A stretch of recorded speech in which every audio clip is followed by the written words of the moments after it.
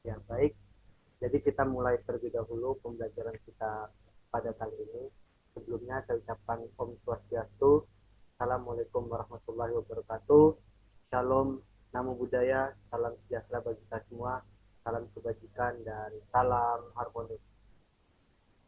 Pada kesempatan kali ini, Mulu masih mute, Han. Nggak kedengaran apa suaramu?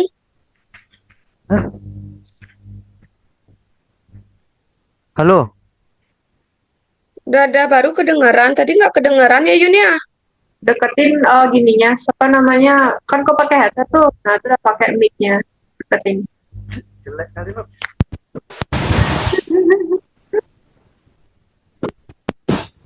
Coba tes, tes.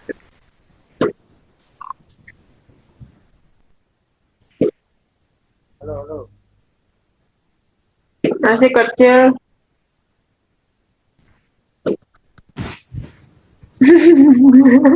Masih HT dah nih.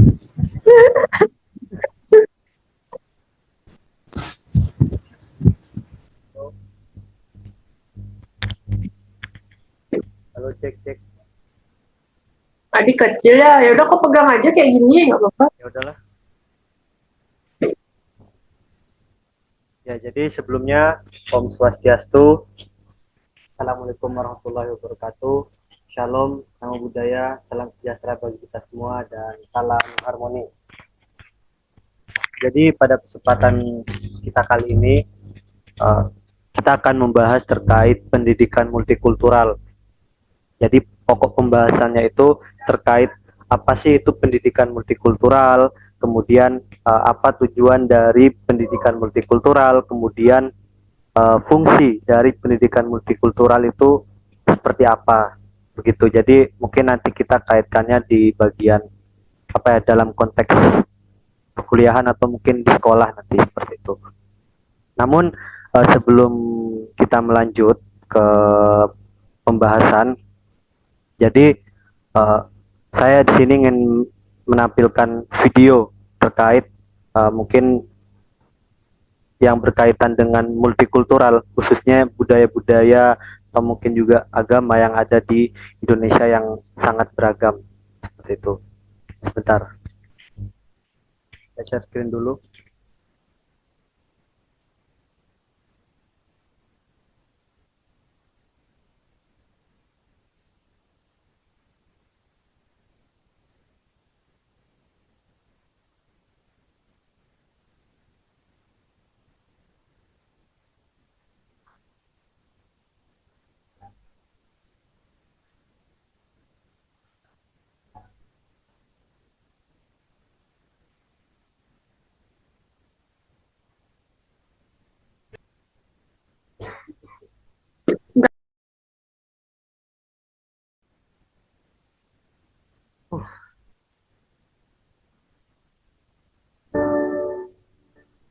Indonesia merupakan negara kepulauan yang kaya akan sumber daya alam sekaligus keberagaman suku bangsa.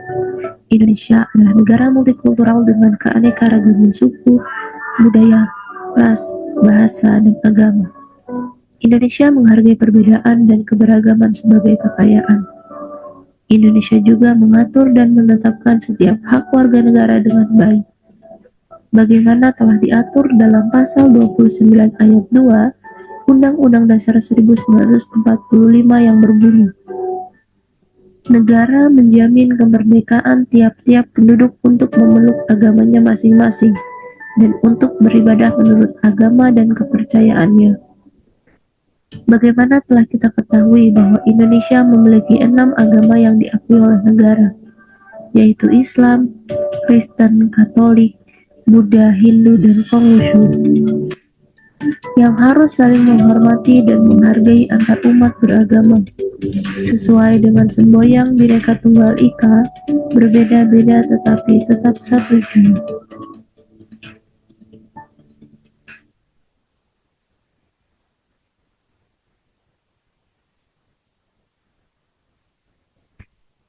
Ya, jadi barusan itu adalah video yang menggambarkan bagaimana sih multikultural atau keberagaman budaya-budaya, ras, adat, suku, kemudian agama yang beragam yang ada di Indonesia seperti itu. Nah, jadi kita melanjut terlebih dahulu ke pokok pembahasan. Jadi yang pertama di sini, apa sih itu pendidikan multikultural?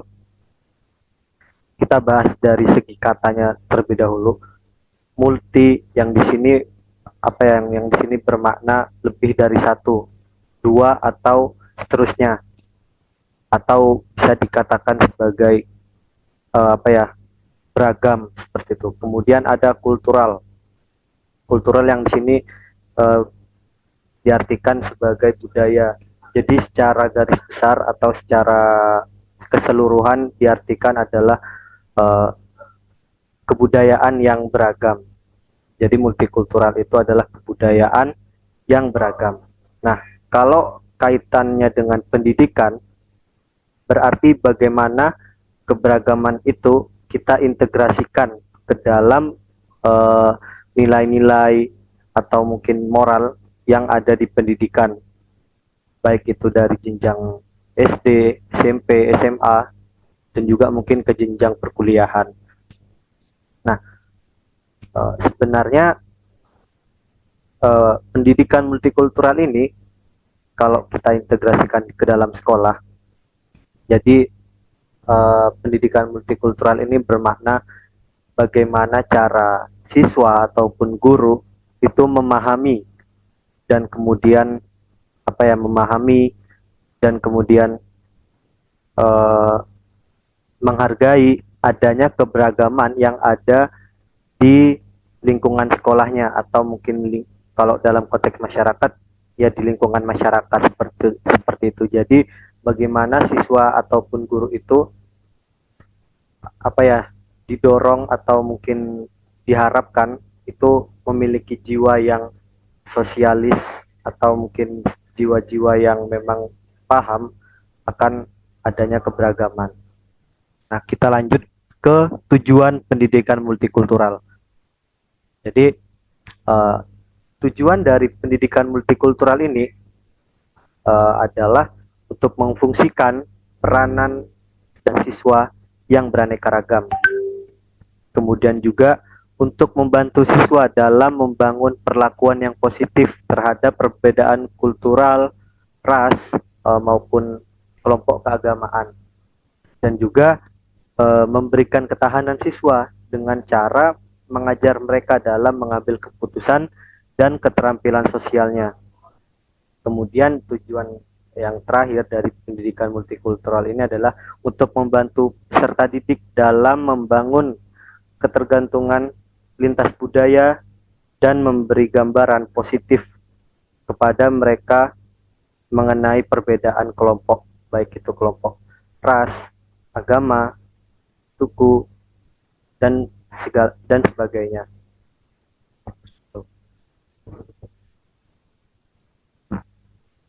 Nah, kemudian di sini ada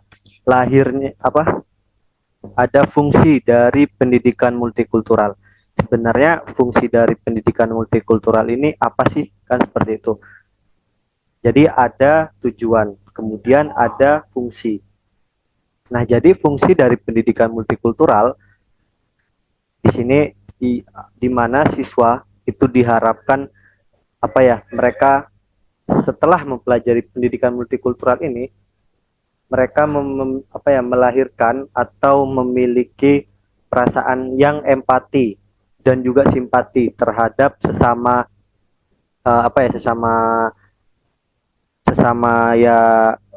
sesama manusia yang mereka itu berbeda dari kelompoknya, kelompok ras, agama, seperti itu. Jadi mereka memiliki sifat empati, perasaan empati dan simpati seperti itu. Contoh ketika di dalam kelas kita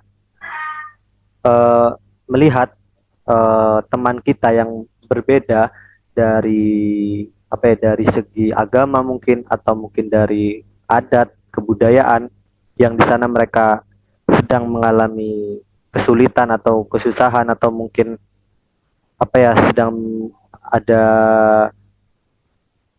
istilahnya ya, sedang ada masalah. Nah, di sana kita memberikan rasa empati kita kepada mereka, meskipun mereka bukan golongan atau bukan kelompok dari kita seperti itu, maupun apa, meskipun mereka ya beda agama ya tetap kita bantu seperti itu. Nah, fungsinya pendidikan multikultural itu di sana seperti itu. Jadi mereka bisa memberikan empati dan juga simpatinya seperti itu kepada kelompok-kelompok atau teman-teman yang memang bukan apa ya, yang dirasa mungkin sedikit berbeda dari segi agama, ya intinya dari segi kebudayaannya lah seperti itu.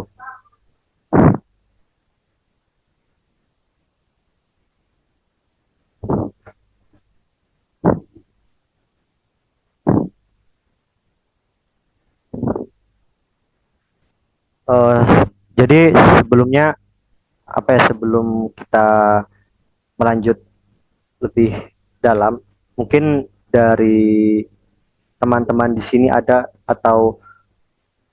mungkin pertanyaan atau mungkin apa ya, pandangan terkait pendidikan multikultural ini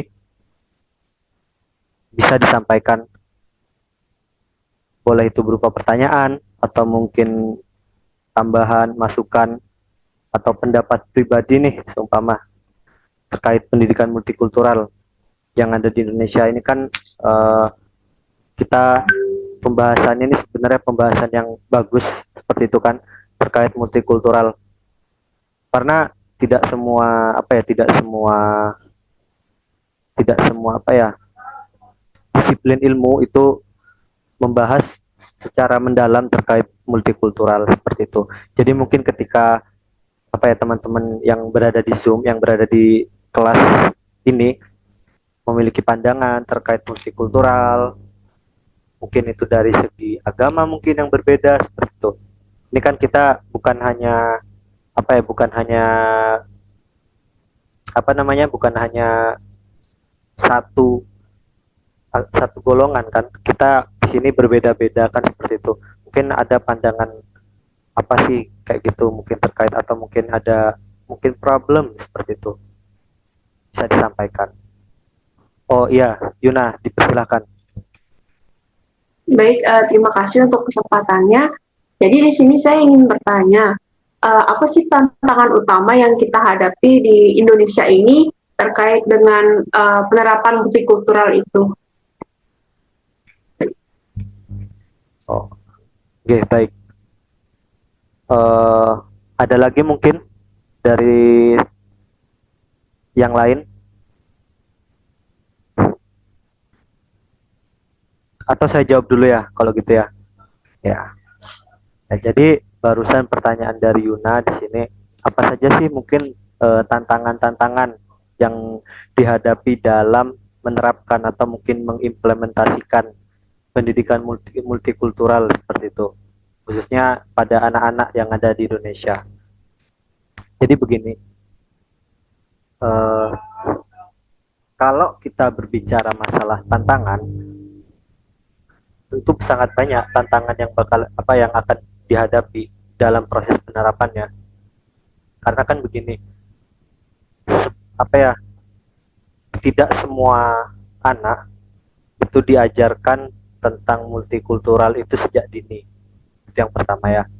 Sehingga anak-anak yang memang mereka belum paham terkait multikultural itu pasti akan apa ya, akan lumayan rasis nantinya seperti itu, sehingga mereka akan sulit seperti itu untuk diajarkan mungkin atau diberi pandangan pemahaman terkait multikultural. Itu biasanya akan sulit seperti itu, istilahnya batu lah seperti itu, karena memang mereka apa ya, dari kecil itu memang sudah sudah di, atau mungkin sudah terlalu terlalu radikal terhadap kebudayaannya sendiri seperti itu. Nah, dan juga terkadang anak-anak yang ada di Indonesia ini yang memang kan sangat beragam nih. Jadi ada juga tantangan-tantangan selain yang tadi saya sebutkan terkait penerapan pendidikan multikultural itu. Jadi begini, sebentar.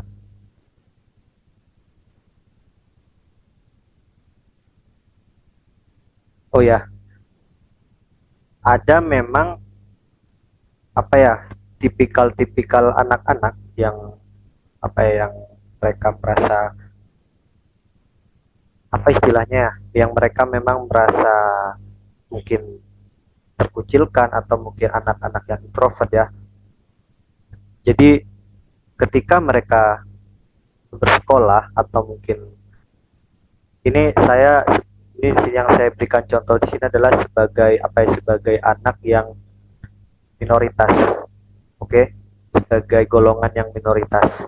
Jadi mereka bersekolah atau mungkin berkuliah ke tempat yang di sana dia itu sebagai minoritas. Nah, di sana mereka pasti akan memiliki rasa was-was atau rasa apa ya, rasa apa istilahnya, ketakutan yang apa ya, ketakutan yang berlebihan lah seperti itu. Sehingga memang karena apa ya, karena mungkin mereka juga merasa saya di sini sebagai minoritas, gimana ya, eh, saya takut mau apa ya, mau bergaul dengan orang-orang yang ada di sini.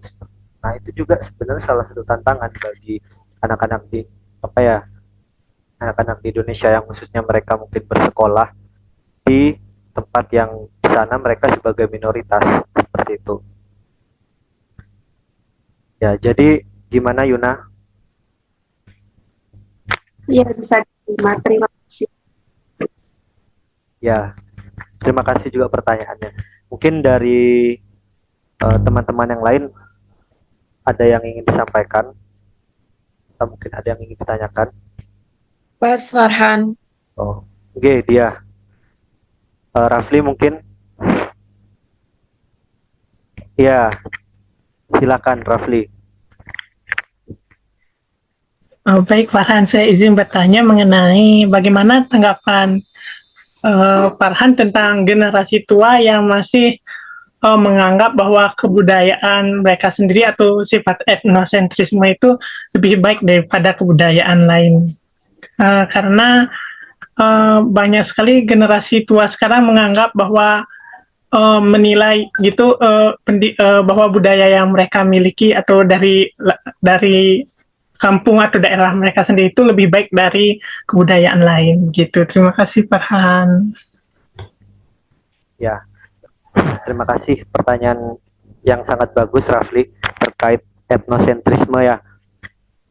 Ya, jadi saya memberikan pandangan ya, kan yang diminta sama Rafli juga barusan terkait pandangan saya sendiri seperti itu khususnya.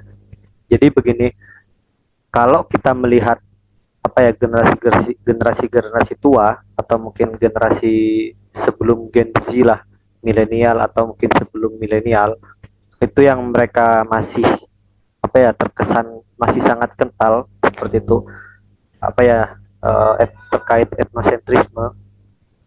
Jadi kalau sudah pembahasannya mengenai etnosentrisme, itu kan sudah masuk cakupannya ke dalam bias budaya, kan seperti itu. Jadi apa ya, mereka melihat bahwa kebudayaan yang dianggap itu tidak sesuai dengan kebudayaannya dia sendiri, maka kebudayaan itu dianggap ya salah, kan seperti itu. Nah, itu kan yang dimaksud terkait bias budaya, kan seperti itu. Akan tetapi sebenarnya perlu juga kita apa ya, perlu kita garis bawahi bahwasanya bias budaya itu pasti ada. Oke. Jadi bias budaya itu pasti ada. Cuman bagaimana kita kan apa ya, meminimalisir atau mungkin mengurangi. Kalau saya rasa mungkin kalau untuk menghilangkannya itu susah ya. Setiap budaya itu pasti ada sedikit, meskipun sedikit rasa apa ya, menganggap oh budayanya paling bagus, kan seperti itu pasti ada meskipun sedikit. Kalau mungkin yang teman-teman di sini pernah merasakan, mungkin uh, pernah lah ngerasain yang kayak begitu. Cuman gimana kita meminimalisir seperti itu. Makanya tujuan dari adanya pendidikan multikultural ini supaya kita memang ya kita bisa menghargai seperti itu. Saya berikan contoh mungkin ya. Ini kan saya mohon maaf sebelumnya juga kalau memang nanti ada yang apa ya kata-kata atau mungkin yang agak sedikit menyinggung seperti itu, saya mohon maaf terlebih dahulu. Jadi seperti ini mungkin contohnya ya. Di apa ya, ini mungkin dari aspek ya sebenarnya bukan dari agama sih, dari adat, dari kebudayaan juga itu ada, bahwasanya ketika orang-orang apa ya, orang-orang Islam seperti itu kan sangat berbeda nih dari segi mungkin apa ya, apa istilahnya ya, ketika orang tersebut sudah meninggal ya, ketika seseorang itu sudah meninggal, kalau yang biasanya terjadi atau yang biasanya dilakukan oleh orang-orang yang ada di mungkin di Jawa dan khususnya juga mungkin itu orang Islam ya, itu kan dikubur kan seperti itu. Berbeda dengan orang-orang yang Hindu yang ada di Bali. Di sana kan mereka ada upacara pengabenan kan seperti itu. Nah, orang-orang yang ada di Jawa Timur nih ya, itu melihat hal itu terkait upacara pengabenan, itu pasti merasa, oh ini kok berbeda ya sama yang ada di Jawa. Nah, kalau orang itu tidak mengerti terkait nilai-nilai multikultural, apa sih sebenarnya yang harus saya lakukan ketika melihat hal-hal yang seperti itu? Nah, ketika orang yang tidak mengerti akan multikultural, mereka akan menganggap hal itu salah, seperti itu. Jadi mereka akan menganggap, oh budaya itu jelek, seperti itu ya. Kalau mereka yang tidak mengerti. Akan tetapi, kalau orang yang dia mengerti terkait multikultural, mereka pasti akan menghargai budaya-budaya yang ada di Bali, khususnya mungkin yang beragama Hindu ya, terkait acara pengabenan. Nah, di sana pasti orang yang mengerti tentang multikultural pasti mereka akan apa ya, menghargai itu dan menganggap, oh berarti di Bali itu kalau ada apa ya, khususnya orang Indonesia yang meninggal, berarti mereka di apa ya, diupacarakan apa ya, ngabenin lah mungkin ya. Saya kurang mengerti juga ya istilah, intinya seperti itu, diabenin seperti itu ya. Nah begitu, gimana Rafli? Sudah paham, Farhan. Terima kasih atas Ya. jawabannya. Ya, terima kasih juga pertanyaannya Rafli. Sangat bagus sekali pertanyaannya. Nah, karena saya rasa sudah cukup ya terkait pertanyaan-pertanyaan. Jadi di sini saya melanjut ke apa ya, target atau apa ya, yang dituju, target yang dituju. Nah, maksudnya itu siapa saja sih yang dijadikan target dari pendidikan multikultural ini. Ini juga sebagai nanti penutup ya. Jadi target yang dituju dari pendidikan multikultural ini adalah anak-anak atau anak-anak sekolah atau siswa atau peserta didik. Nah, kapan sih bagusnya kalau apa ya, kita menanamkan nilai-nilai multikultural itu kepada anak-anak, kan kalau ada pertanyaan seperti itu. Nah, jadi yang paling bagus ya kalau kita menanamkan nilai-nilai multikultural itu memang pada saat masih dini atau sejak dini, sehingga mereka nanti ketika sudah mulai apa ya, sudah mulai beranjak dewasa, sudah mulai banyak kan punya teman, memiliki relasi yang cukup banyak, baik itu yang sama apa ya, berasal dari golongan yang sama atau mungkin yang beragam. Itu kan ketika mereka beranjak dewasa pasti mereka menemukan teman-teman atau orang-orang yang berbeda. dari golongannya dia sendiri seperti itu. Nah, sehingga ketika mereka memang sudah ditanamkan terkait multikultural itu sejak dini, mereka pasti akan lebih lebih bisa, lebih apa ya, lebih profesional dalam menghadapi perbedaan-perbedaan itu. Sehingga apa ya, meminimalisir adanya konflik-konflik kultur seperti itu, konflik-konflik sosial yang apa yang notabene-nya terkait kultur seperti itu. Jadi mungkin itu saja dari apa ya, pertemuan kita pada kali ini, kesempatan kita pada kali ini. Apabila ada yang kurang atau ada yang salah, baik itu kata-kata saya yang mungkin agak menyinggung, agak sensitif, saya mohon maaf. Mungkin saya tutup dengan para Santi. Om Santi Santi Santi Om. Assalamualaikum warahmatullahi wabarakatuh. Shalom. Salam harmoni.